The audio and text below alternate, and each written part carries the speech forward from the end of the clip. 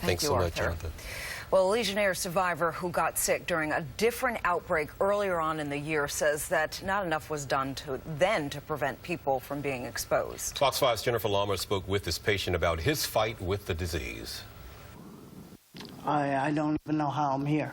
It's still tough for Ralph Moffa to even see the photos. This is him at the ICU where he spent almost 4 months, a far cry from what he looked like before. I was on 24-hour-a-day dialysis, feed-in tube, trach.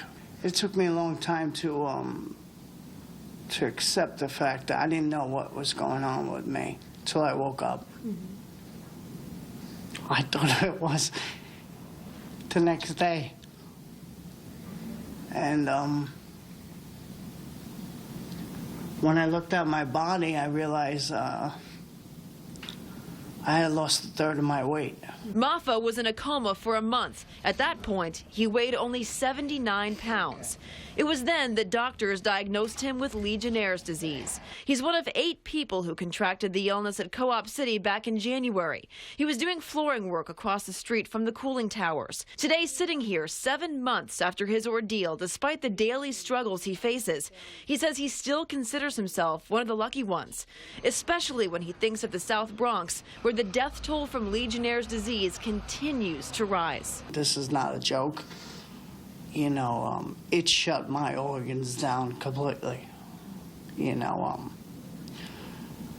my prayers go out to every one of them because they don't even know what they're in for. In April, Moffa and his attorney, Stephanie O'Connor, filed suit against Co-op's owners, claiming they knew about the Legionella bacteria in the cooling tower water, but didn't do what was needed to protect untold numbers of people who could have been exposed. That includes the duty to test, the duty to inspect, to disinfect when needed. This is a travesty, really, for Mr. Moffa, what's happened to him.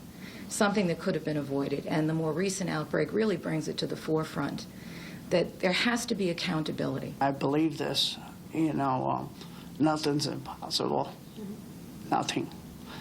And the fact that I'm sitting here is a miracle.